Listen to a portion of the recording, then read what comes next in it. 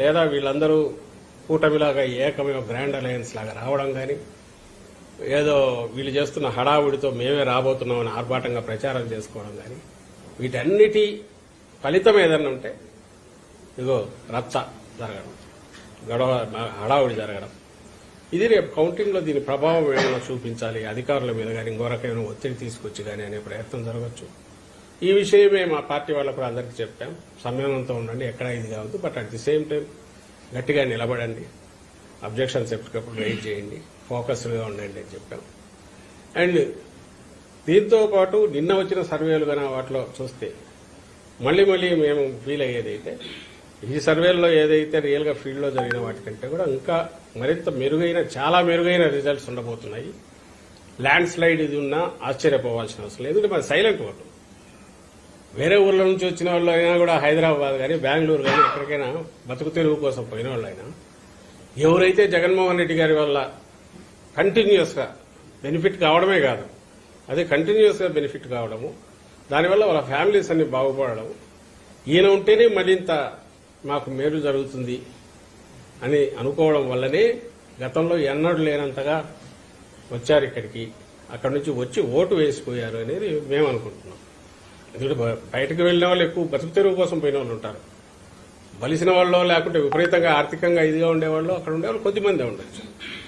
అలాగే మహిళలు, పేద మహిళలు, వాళ్ళంతా వాయిస్ రైజ్ చేసి గట్టిగా అనకపోవచ్చు. వాళ్ళ ఓటు హక్కు ద్వారా, వాళ్ళ ఓటు హక్కు వినియోగించుకోవడం ద్వారా ఆ తీర్పు ఇప్పటికే చెప్పి ఉంటారు. అది ఈవీఎంలో ఉంది కాబట్టి సేమ్ ది రిఫ్లెక్ట్ అవుతుంది రేపు కౌంటింగ్లో అనేది గట్టిగా నమ్ముతున్నాం. ఇంతగా ఎందుకు చెప్తున్నామంటే ఈ ఎగ్జిట్ పోల్స్ పేరుతో కన్ఫ్యూజన్ క్రియేట్ చేయడానికి చేసే ప్రయత్నం కానీ, ద్వారా రేపు కౌంటింగ్లో కొంచెం ఏదన్నా వాళ్ళకు చేసుకోవాలనే ప్రయత్నం చేసే కుట్రలు ఏమైనా పంతున్నారేమైనా అనుమానం ఉందని చెప్తున్నాము. ఇది మా పార్టీ కార్యకర్తలకు చెప్తున్నాం, అభిమానులకు చెప్తున్నాం. ఎందుకంటే కన్ఫ్యూజింగ్ అంతా ఉంది. ఈ దీంట్లో అలాగే అనొచ్చు, మీకు వచ్చినవన్నీ కూడా కరెక్ట్ అని ఎందుకు అనుకుంటున్నారని. మేము ఆ రీజనింగ్ కూడా చెప్పట్లా. జరిగింది ఇన్నాళ్ళు జరిగింది. జగన్మోహన్ రెడ్డి గారు ఏ పాయింట్స్ మీద అయితే స్ట్రెస్ పెడుతూ పోయారో పాజిటివ్ సైడ్, ఒక్కటంటే ఒక్కటి కూడా చంద్రబాబు నాయుడు గారు అటువైపు నుంచి చేయలేకపోయారు. మేము ఇది చేశామని చెప్పలేకపోయారు, మేము ఇది చేస్తామనేది కూడా దాని మీద కూడా గట్టిగా చెప్పలేకపోయారు. చెప్పే ప్రయత్నం కూడా చేయలే. ఆయన ఇచ్చిన అసాధ్యమైనవి, ఆయనకే నమ్మకం లేని హామీలు ఏవైతే ఉన్నా వాటి మీద గురించి ఎక్కడ మాట్లాడలేదు.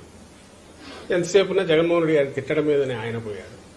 మరి ఈ నేపథ్యంలో ఇంత ఇది జరిగినాక ఇంత ఓపెన్ కళ్ళకు కట్టినట్టు కనపడుతూ అంటే ఇక్కడ పిక్చర్ తీర్పు ఇంకో రకంగా ఎట్లుంటుందని మేము భావిస్తున్నాం. అంటే పోస్టల్ బ్యాలెట్ వ్యవహారంలో మీ పార్టీ చేస్తున్న అడవాడు చూస్తుంటే కౌంటింగ్ కు ముందే ఓటమికి కారణాలు వెతుకున్నారని తెలియజేస్తున్నారు. అందుకే 48 గంటలు తెలుస్తుంది కదా.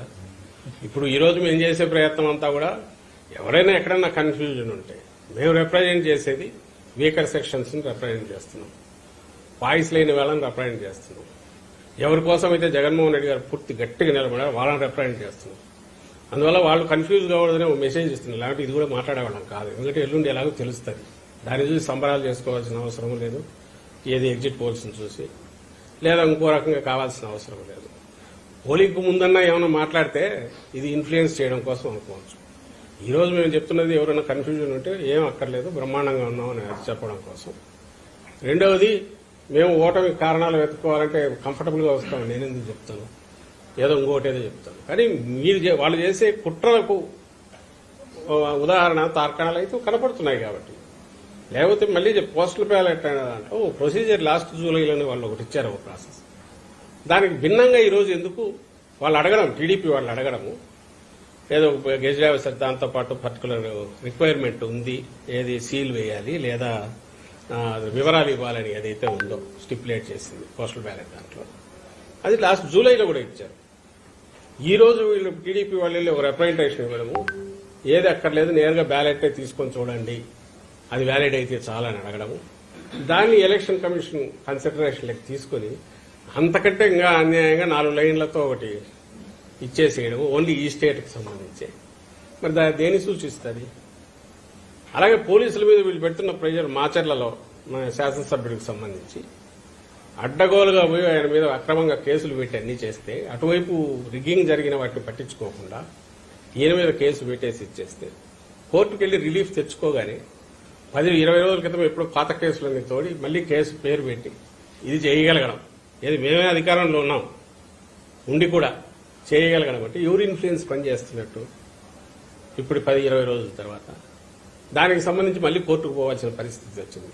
అంటే వేరే అక్రమ మార్గంలో ఎలక్షన్ కమిషన్ ద్వారా చంద్రబాబు నాయుడు కుట్రలు పనుతున్నాడు.